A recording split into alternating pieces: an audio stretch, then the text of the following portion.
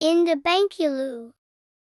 Hey, ngizwa kuthiwa njengoba sisuke sihamba siyentabeni. Kukhona nje ukuhamba nje okufana nokunye ukuhamba. Uhambo olungcwele lelimangizwa. Baze bathi abadala uma wena usuke ebuhleni uyihambela nje.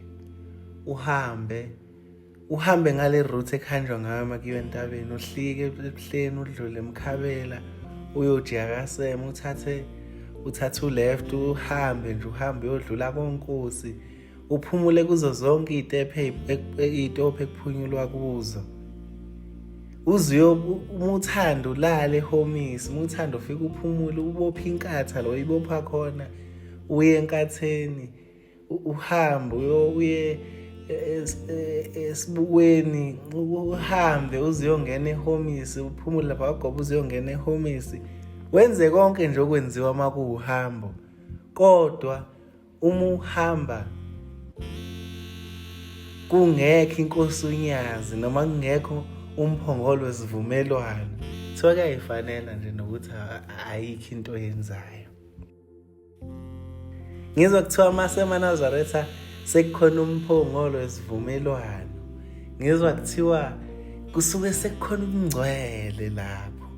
Suke sekungasesilo nje uhambo usuke sesihamba ebungcweleni sesihamba isivumelwano esenziwa uShembe noShembe ukuthi njalo kuthi makuyilezi zikhathi lezi zokuqala konyaka akhuphukele naManazaretha entabeni. Ngizwa abadala bethi kwakubakhona isikhathi la khona uShembe owayehamba yedwa yamaye entabeni engcwele intaba inhlangakazi wayehamba yedwa ngaleso sikhathi, kodwa kwafika isikhathi la kwehla khona umusa. Lo musa lokuthiwa uManazaretha ayehamba afika aphele ehomisi. Maye sehamba yedwa ihambe yodwa indlamhlathi kamayekisa yenze konke kumele ikwenze entabeni, kodwa kuthiwa kohamba kwehla umusa. Ngizwe kuthiwa kuwumusa ukuya kwethu entabeni. Kahle intaba ifanele uShembe yedwa. Bathi abadala kuwumusa ukuya entabeni. Ngizwa kuthiwa kwakhona isikhathi la khona uShembe wakwakhuphuka lingakobi khona ibandla laManazaretha, kuthiwa wakhuphukela entabeni inhlangakazi la khona wafika wahlangana noShembe. Uthi mesehlanganile noShembe uthi wezwa ngodumo kuhalalisa, wezwa ngephunga elihle seqhamuka uShembe. Uthi wasemnikeza isidlo, esedla isidlo wayesethi uShembe kamayekisa kubufakazi lokuthi wena usukimi nami sengikuwe, kusukela namhlanje wena usuShembe nami senguShembe. Ngoba phela uShembe umoya ongcwele wathi kusukela namhlanje usuNkulunkulu ezizwe zonke. Ngizwa kuthiwa indlamhlathi kamayekisa kwathiwa ilula izandla, yalula esesinxele, yalula kwathi uzwani. Wathi ngizwa la kugcina khona umhlaba kwathiwa ilula esesidla, kwathi uzwani. Yathi ngizwa la kugcina khona umhlaba kwathiwa lokhu ubufakazi bokuthi yonke into engaphansi kwezulu isingeyakho Shembe. Ngizwa kuthiwa indlamhlathi kamayekisa kwathiwa ibheka olwandle. Yathi siyibhekile olwandle kwase kwathi ubonani. Yathi ngibona ihlabathi zolwandle, kwathiwa akusizi ihlabathi zolwandle lezi, laba abantwana bakhe ababangangehlabathi zolwandle. Ngizwa kuthiwa indlamhlathi kamayekisa yathi siyikhuphukile entabeni kwathiwa yathi seyehla yayisitshela eyabafica enzansi. Yathi ngikhuphuke umfokasa ukhabuzela kamayekisa kanyathikazi ngehla senguyise wezizwe zonke. Ngizwa kuthiwa engakofiki uBhombela kuthiwa kwafika insizwa eyayihambe ibheka phezulu ibabaza ithi uyesabe isho ibheke phezulu le nsizwa. Angazi noma yakamyezana isibongo sayo leyo nsizwa.